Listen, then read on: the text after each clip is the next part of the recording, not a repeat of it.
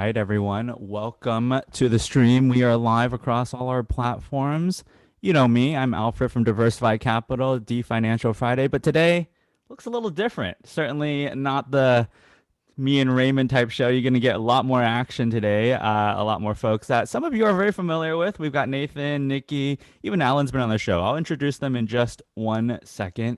But what's so different about the show today? Well, we're going to be talking a little bit more about what means to be potentially moving to Denver or Colorado.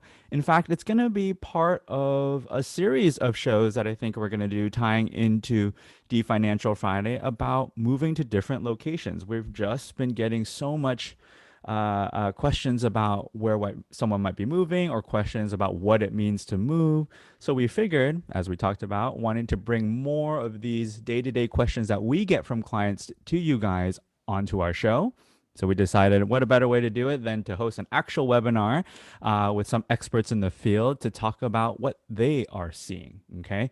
So before we get started, I'm going to introduce everyone one by one. But as a reminder, anything that we talk about on our show today is just for general financial planning knowledge, right? As you guys know, right? If you are looking for specific financial planning advice, you can reach out to us at diversifycapital.com. But again, this is not meant for personal financial advice here. Anything tax related, that's going to be towards your tax professional, even though Nathan is going to be at some point talking about certain thoughts that you should be thinking about and questions to be asking about as you're moving across states, right? That still should be relied to your personal tax professional as you have those questions. And then finally, although we're not going to be talking about it too much today, investments, if there's anything investment related that we bring up, right? We're not soliciting for you to be buying those products, again, more from a learning aspect. All right. So we've got a couple people joining us today. We've got two of great, wonderful professionals in the real estate area. Alan Canas, who has been on our webinars and shows before, representing our expertise in the Bay Area. Of course, Alan, how are you? Hi, everybody. Doing very well. Thank you. Yeah, it's great to have you on our show again. And then someone who's new on our show and webinars, Chase, who's actually representing us out of the Denver, Colorado area. So he's going to be our expert today. Actually, all of our questions are going to go a majority towards him about how it is to be moving to Colorado. Chase, we were just talking about this before the show. You told me it was going to be sunny there, right? 64, but feeling a little cold right now, right? Is what you're seeing? It's sunny, but it's cold. It's cold. We'll talk about the weather, how that is like in Colorado. But Chase, looking forward to hearing from you a lot more today about what it means in terms of moving there, what you're seeing in terms of buying process, just giving us your best experience so that our clients and also those that are joining us live can hear what it's like, right, to try out a place like Denver and Colorado. Okay. We also have Nikki, our favorite mortgage, and all the people that we refer to. All right, Nikki's definitely right up there right now on all our shows, right, helping us. She's been so great helping a lot of our clients, but also so great in explaining to clients what it means in terms of mortgages. So mortgage, great, or Nikki, great to have you back. How are you been? Nikki Mortgage, yeah, it's my second name now. Nikki Mortgage, pretty much right there, right? Yes, I eat and sleep and breathe mortgages. Yes, I am great. It's lovely to be back. I love being with you guys. So thank you for having me. Yeah. I'm not gonna leave you out, Nate. It's been a while. You left us there, right? Live shows. It's Yeah. something that we've missed you being on these shows. I'm sure our viewers on Facebook and YouTube is so happy to see you back. Nate, how are you? Doing better. Yeah, it's been a few months, so happy to be back, and thanks for having me today. Yeah, of course. Of course, Raymond, you and I, we've been doing this for a little while here every Friday. I always ask you how Fridays are. We always say they're good. So we're just going to skip that part, right? And we're going to go jump straight into the show. So, what are we talking about today, right? Like, what is the goal of the show? I think in talking to Alan, right, you've been working on a show yourself, Alan, right, and thinking about what it means in terms of moving and migration and how the lifestyle changes from things that you've seen in the Bay Area to what you're seeing now and people talking about moving to other areas, right? Well, over the last few decades, I've witnessed a great migration into the San Francisco Silicon Valley Bay Area for employment and technology development. As such, the need and demand for homes has been among the highest in the country. Yeah. driving home prices to an all-time high seemingly year after year. With such a competitive real estate market, I've been fortunate to be a real estate advisor for thousands of clients. We are now starting to see people migrate to other areas of the country, whether it's to buy a new primary residence or a secondary residence. So, and right now we have Chase, and we are all hearing it. Tell us about why we are seeing so many people migrate to Denver, Colorado. What is the buzz all about? Well, thank you. It's good to be here, and thank you for having me. I love talking about this subject because I have not always lived here. I am one of the people who saw the quality of life that it could offer, and it's something that I wanted. Um, Largely, that's why people move here. There's a lot of things that Colorado offers, not just Denver, but the state in general. And so, a number of things. Taxes are low. Um, uh, Work-life balance. I mean, you can be in the mountains in an afternoon. You can, after work, you drive over and go on a hike. It's wonderful. You can go world-class skiing in the winter, mountain biking, hiking in the summer, 4 distinct seasons, being centrally located in the country. There's just a number of things, a diverse economy, a very educated workforce, just to, I can keep going, but Yeah. those are the things that I hear most. And what brings people here, often people come here to visit for vacation, and then they come again for vacation and again, and then they start looking at property. And so that's what we see. What And brought you? All those things. My all my life, I grew up in Texas, but I came to Colorado all the time, summers and winters. So best of both. Summers here are absolutely beautiful. I think a lot of people here, a lot of people visit for the skiing, and they don't realize what the summers offer. And so I saw both. Growing up, I came here all the time. My grandparents had a place in the mountains, and so growing up in Texas, I mean, in the summer you get out of there. And so we would come here, and it was great because sometimes, we didn't really know where we were going. You can just get in the car and, 8 hours you'll be in Telluride, and everything you see between here and there is beautiful. And so that was sort of my introduction to Colorado. And then in my adult life, my friends began moving here, and I was very jealous. I was like, hey, that's mine. I knew about it first.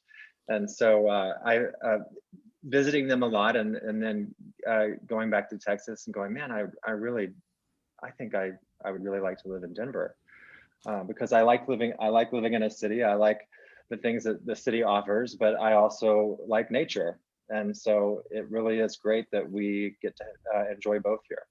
And look, I mean, those that know us know that our firm is based out of the Bay Area, and I think that's where a lot of our audience, right, initially comes from. So, are you seeing, Chase, right?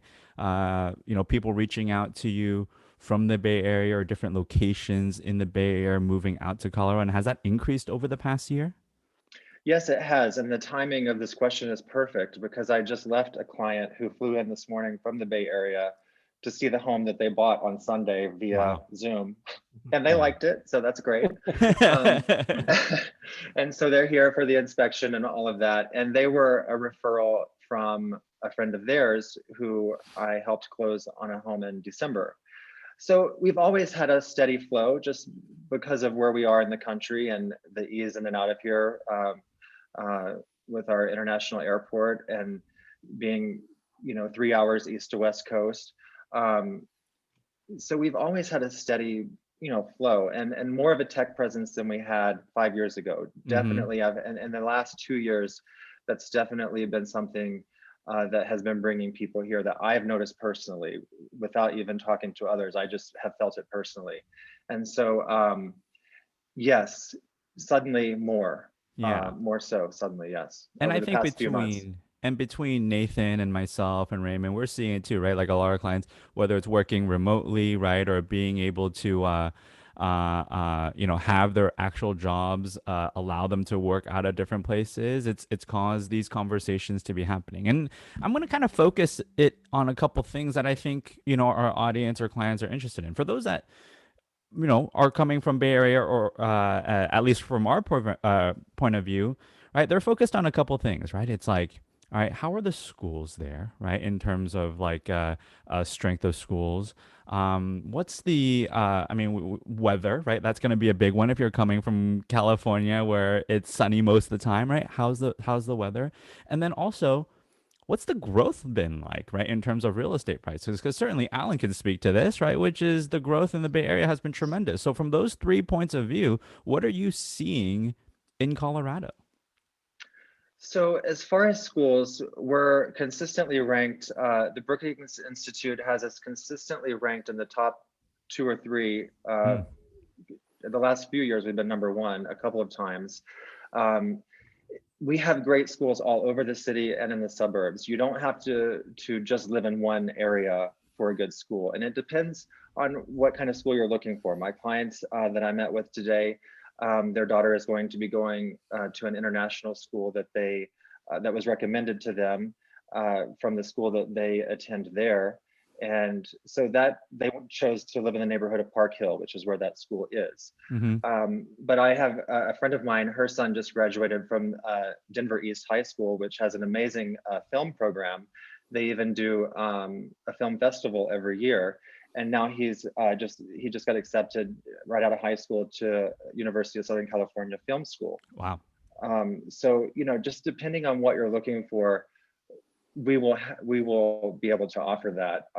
You won't have to necessarily just be limited to one certain part of the city or the region. Yeah.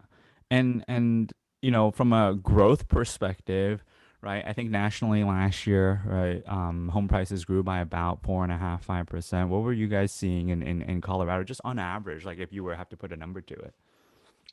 I would say about 5 to 7, and that was a drop for us from the previous few years. Mm-hmm.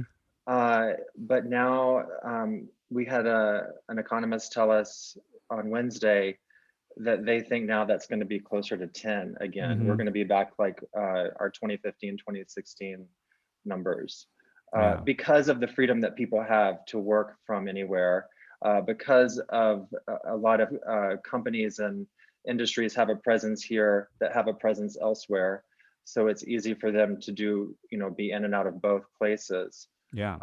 So that's really opening the doors for a lot of people again. It's also opening the doors for some people to maybe spend more time in their mountain home. And so maybe they don't need as big of a home in the city because they enjoy spending more time in the mountains now that they can work from home, 3-4 days a week. Yeah. So that is helping us. Just in the past few weeks, we all took a sigh of relief to see some new inventory enter the market. There's still a lot of demand, so prices will still continue to increase, like the numbers I just said. But there will be options. I had some clients about a month ago. They were really going, "Oh wow, there's just nothing," and that's just the time of year. But just in the past couple of weeks, everyone's spirits have been lifted a little bit because we're seeing things happening now, Yeah. getting ready for spring. Got it. Got it. And of course, you mentioned this to us in the prep, right? Which is how many days of sunshine are you really talking about, right? In Colorado, right? And so I think you said something like 300, which surprised me even, right? And thinking, I think just my perception is like Colorado's got to be cold, right? But you're telling me otherwise, that it's you've got 4 seasons and it's got some fair weather out there. Okay, so my friends make fun of me because I grew up in Texas. So whenever I say it's cold, it's probably fine. It's really cold to me. But I'll say this, it's 48 degrees outside right now. The sun is shining. You don't need a heavy coat. We have a dry climate. So it's not the wet, damp cold that you experience there. It's 48 degrees in San Francisco. It's really cold. Here, if the sun is out, it's just a light jacket, especially if you're going for a walk. Yeah. But if the wind picks up, then that's when I start kind of, saying it's cold. Yeah. Earlier this week, it was 68 degrees and I had lunch with a friend on a patio. So There you go. yeah.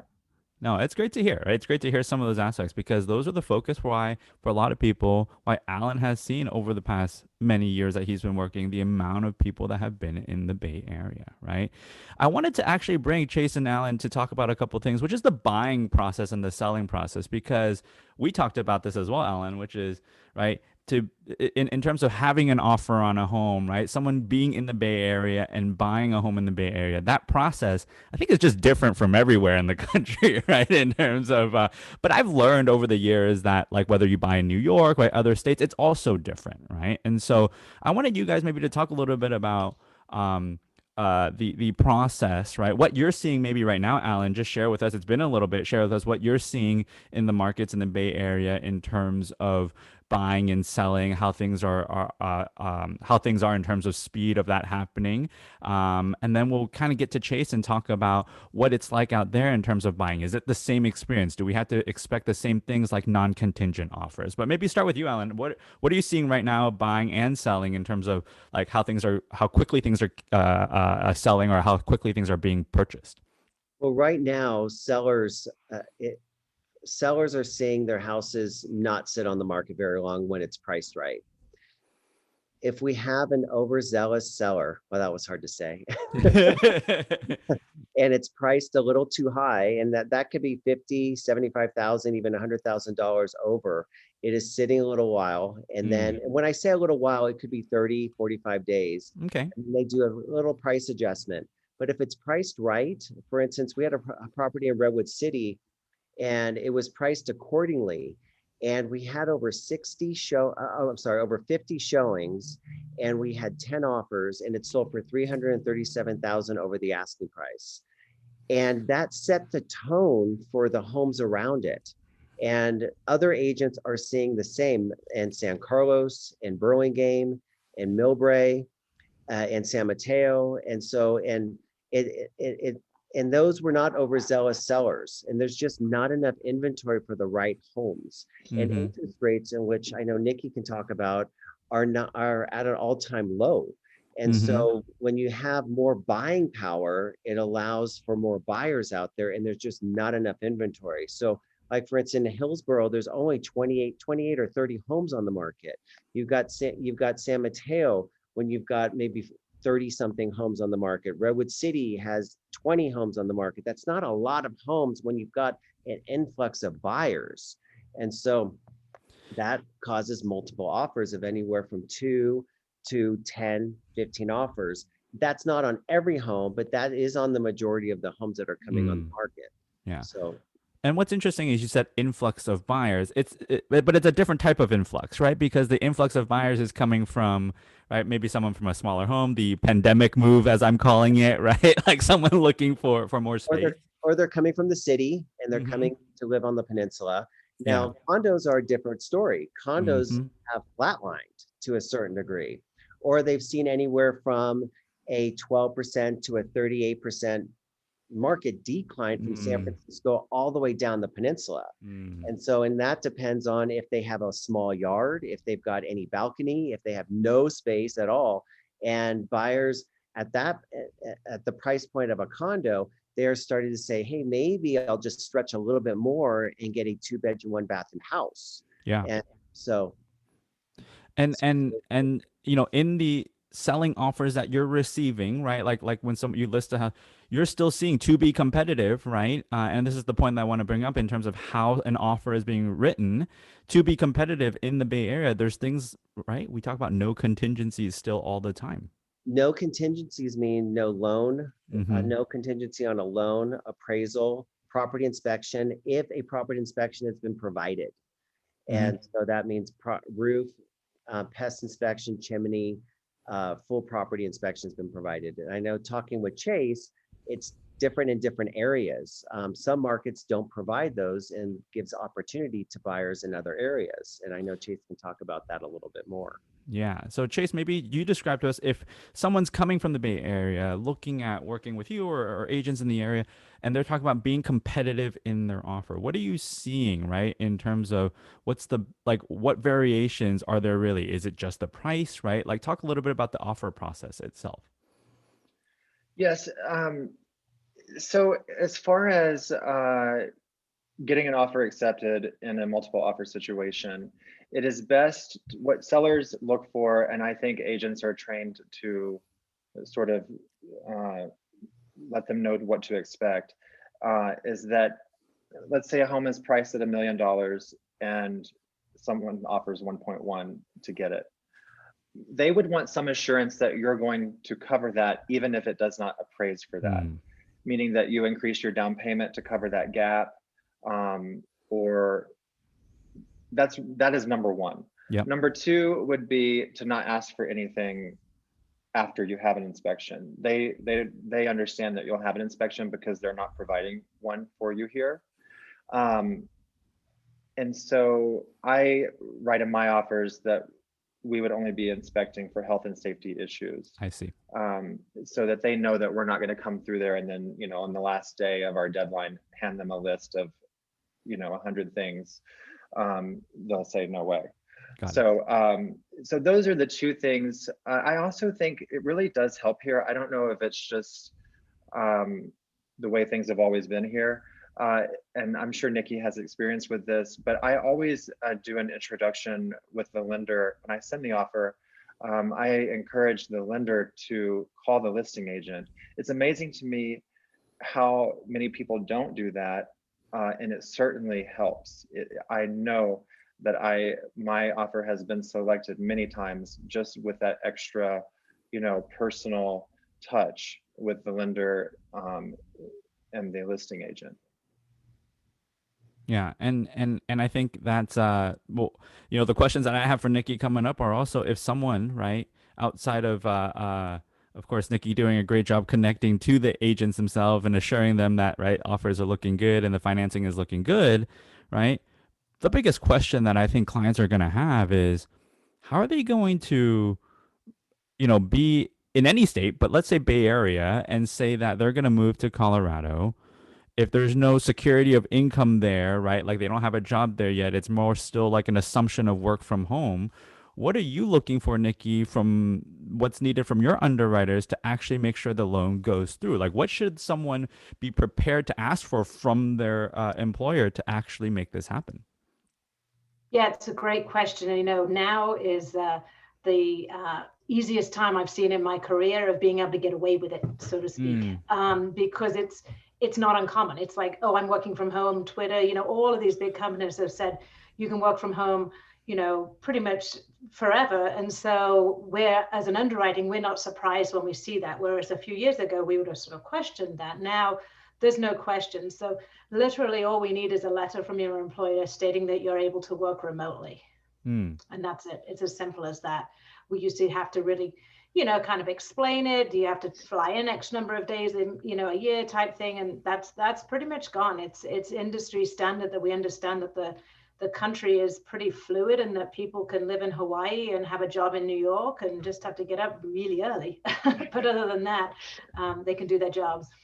got it. And so does it have to say specifically, I'm just curious, like, do they have to say specifically that they're allowed to work from home for a certain amount of time, or it just says like you're allowed to work from home? No, just that they're accepting them remote work, that they are not required to be in the state in the office, that they acknowledge that the people are, that the borrower is going to be living in a separate state. Got it. Got it. One interesting fact there is just, know that companies are getting a little bit more, they have to make sure that they're taking the right taxes out for you. So you do obviously have to let your employer know.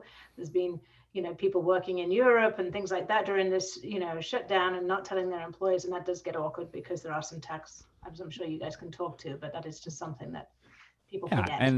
and being prepared is part of why we have these conversations, right? That's our goal as planners, Nathan, Raymond, and I, is to have a client prepared when they get into these situations.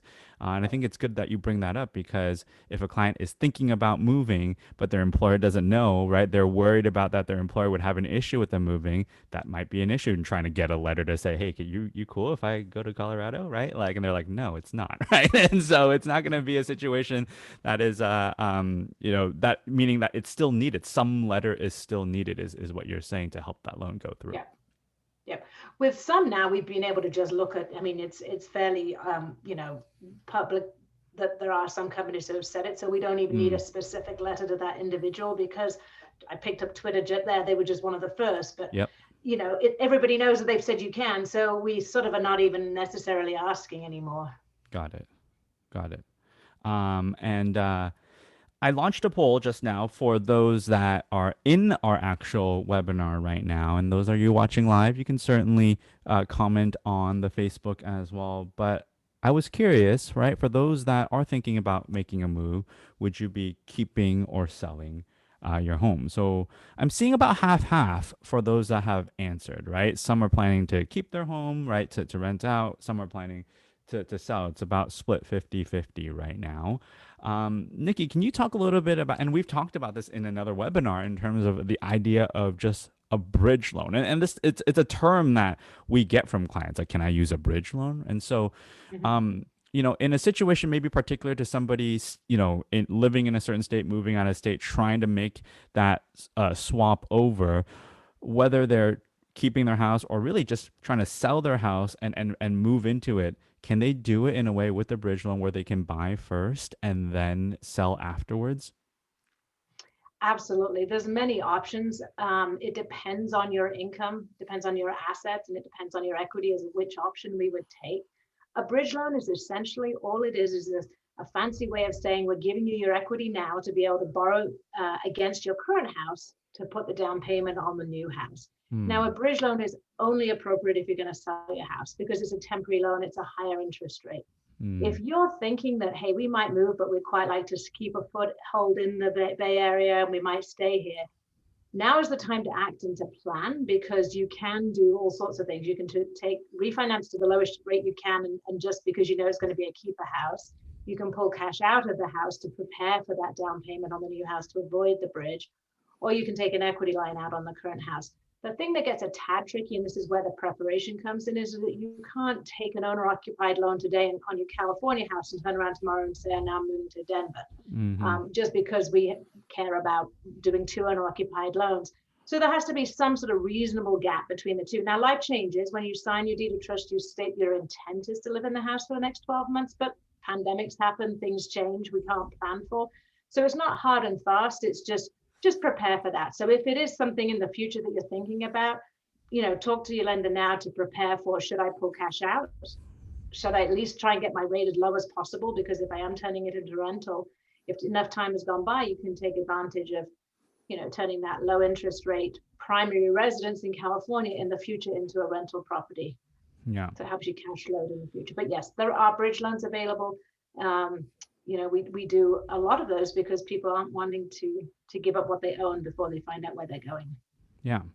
And, you know, I think that's just really key to hear, because we do hear, like, you know, clients or friends are like, I'm not sure how I can make this work, right? Like, how can I actually do this? And from a lifestyle perspective, you know, if you have a family, kids, it might be very difficult, right, to make that happen by selling the home first. Where you're going to go. So the key here sounds like, right, not only talk to someone like you, but mortgage advisors in general, to plan out what are the possibilities around making that happen. But it sounds like there are possibilities, as we've discussed before. Exactly. Super high level. Most bridge loans go up to about 75% of the current value of your house. Minus, of course, what you owe. Got it. So if you have $1 million condo and you owe 400, we'll go up to about 700,000 in the total loan. So in other words, 4 minus 700 is 300 is what's available for us to then take that and put that on the down payment on your new house. I see. That's really helpful. That's really helpful as a general guideline for people to hear that. And of course, working through the specifics with your lender to see what's available for your scenario. Now, we've spoken about, right, the real estate side. We've spoken about how the offers are, the benefits of moving to something like Colorado. I wanted to hear from Nathan and Raymond a little bit about what are some of the things that we talk about in terms of when you're moving states. What considerations from a financial planning, a more holistic side outside of real estate, should someone be thinking about? Yeah, I mean, we as planners look at the whole picture, right? So when we look at, you know, an income statement, it's income and your expenses, right? So I think there's quite a bit of change that would happen to someone's income statement going from California to Colorado. A lot of companies, ever since the pandemic has happened, have created tiers of what sort of compensation you're going to earn should you decide to move, right? I think for many companies here in the Bay Area, they've recognized, great, you can go live somewhere else, but we're not going to pay you that Bay Area salary. So we're going to give you an adjustment depending on which tier you go to. And that might be something that plays into Nikki's conversation with them on the mortgage end too. But I think going from San Francisco Bay Area to Denver, Colorado, chances are some companies may actually drop your income a little bit to adjust for the location difference. So I've definitely seen that happen to a few clients throughout this past year, and makes sense, I mean, for companies to do that too. Also related to the income is taxation, right? So obviously, one of the big reasons people move out of California is we have really high state tax. There's no getting around it. Most people fall in the 9 or 10%. Some get into the 11 or 12% tax bracket here in California. Chase over there in Colorado gets to pay a flat tax, 4.63% flat tax. And so that's quite a bit of tax savings potentially going to Colorado. Now, there's some nuance to that, though, right? Especially for a lot of our clients that work in Silicon Valley, you may have some equity compensation. You may have vested some of that equity while in California. California is probably going to have some claim on that. So there's some complexity there. Chances are you're not going to move to Denver January 1st of the year. So you've got some proration going on within your first year of living in Colorado between California tax and Colorado tax. So again, some complexity there. But for the most part, if you're planning on moving to Colorado for the long term, chances are you're going to save some pretty significant taxes. I just did a brief lookup on property tax rates. It seems like Colorado's about on par or even slightly less than California as far as property tax goes. So that's helpful too. And then you've got the rest of the budget, right? We are in one of the most expensive real estate markets in the US. There's no going around that. New York might beat us, but San Francisco is still up there. So going to Colorado, yeah, you're going to save on the house price. But what about everything else? What about healthcare costs, entertainment costs, food costs, transportation costs?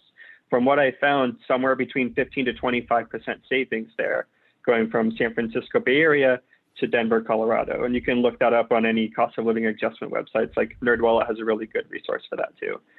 So I think all in all, you're going to Chase's point as to why he moved to Denver, Colorado. Your work-life balance can improve because now your income statement has also probably improved. So just some things that we would help any of our clients with when thinking through this process. Yeah.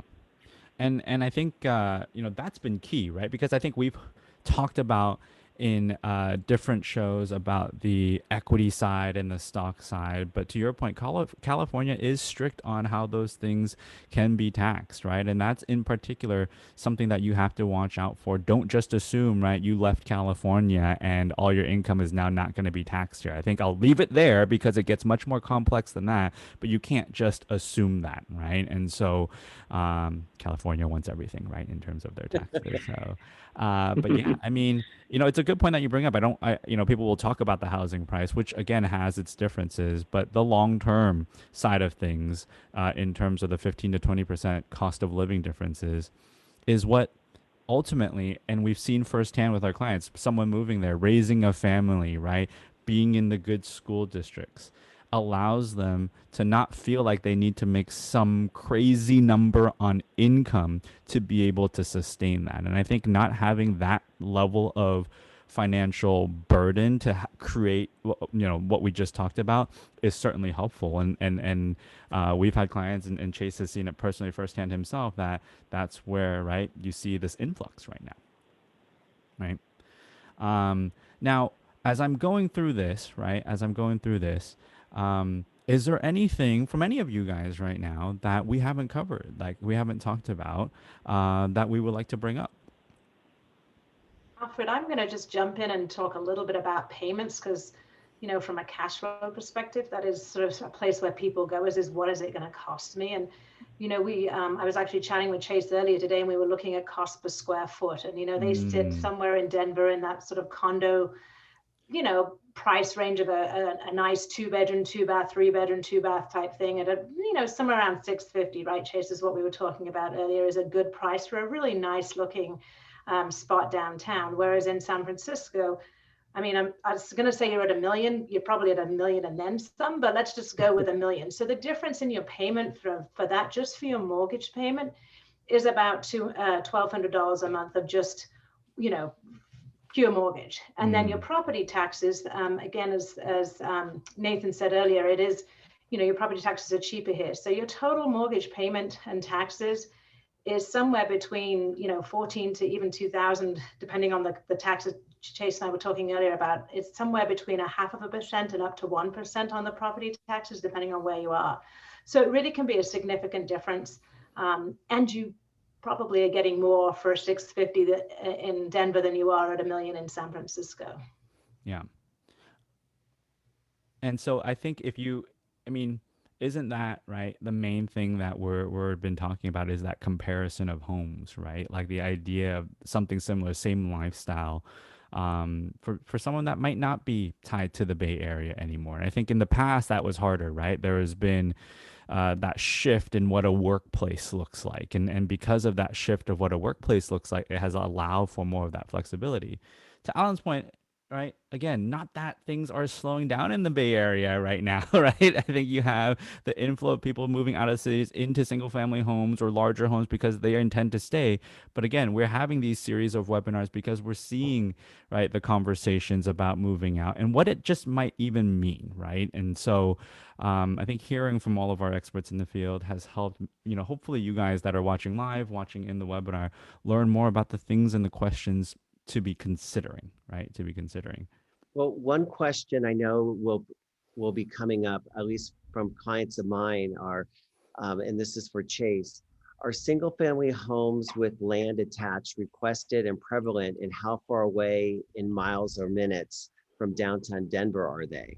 Because I know, like, when people are moving from Palo Alto or Burlingame and they have a 3,500 to 6,000 square foot lot, they may want a 10,000 or a half an acre.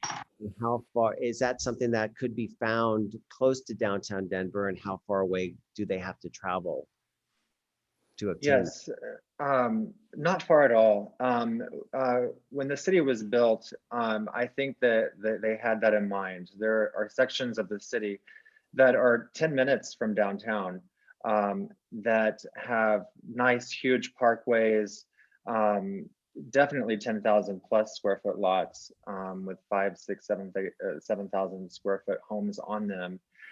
We have, the thing about Denver is we have 70 distinct neighborhoods. That's a lot of distinct neighborhoods. If you look at the map, you're like, how? But they really are distinct. And so that gives us a diverse type of home, architecture, size, and so on, to work with. And so if you want more than that, then even to get outside of Denver into the nearby suburbs, it's still only like a 30-minute commute. And that means if you want, maybe 2 acres or something like that, or if you want to be closer to the mountains and perhaps Evergreen or somewhere like that, which is 45 minute commute. But in the city, we have beautiful historic districts, with some amazing architecture, much like you're used to there, just less expensive. Which is well, and one of the things that I would love if you could explain just a little bit, tell the story that you told, that I feel so comfortable referring clients, especially from the Bay Area, because you understand the Bay Area, because your best friend was from here. And so if you could tell a little bit about that story. Yes, well, my very good friend lived in San Francisco for years, and so I would visit her all the time, at least probably 3 times a year. And then she now lives 6 blocks from me, and so I love having her here, but I miss her living there because I did love to visit. I have another good friend. Because when we talked yesterday, I thought, why have I not called my friend Kelly? She moved here 1.5 years ago from Menlo Park. And I said, hey, so if someone were to ask me, like, Denver now well enough, you've been here 1.5 years, and they have bikes, and this is a very bike friendly city.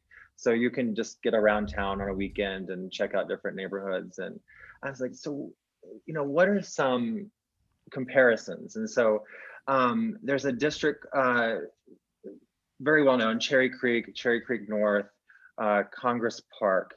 That is where my neighborhood, and she lives adjacent to that neighborhood in Cheeseman Park. So she says Cheeseman Park would be kind of like Cheeseman Park. I would say Cap Hill is near the state capitol, so the name of the neighborhood is Cap Hill. She said that's kind of like Castro-ish. There's a district north of downtown called the River North Arts District. She compared that to Dog Patch. Oh, yeah. So Dog and Patch then is San Francisco. Cherry Creek Congress Park that I mentioned first, she said that's Palo Alto. She's like, you basically live in Palo Alto. So I know Palo Alto very well, apparently, and I do know Palo Alto, but apparently I live there. And then the Denver Country Club is surrounded by a historic neighborhood called Country Club. And she compared that to Los Gatos area. Yeah. That's So all of that is on all these neighborhoods, even though they're different neighborhoods, the only way it's kind of interesting how you noticed, kind of like San Francisco, how quickly the neighborhoods change in a block. It's the same thing here. And it's largely the way the city was built. It was built on a streetcar system. And so, that's how people got around. And there are little pockets of neighborhood retail in every neighborhood. So we have an amazing walk score no matter where you live. I'm glad I called her because I think that was helpful and it was fun for her too. Yeah.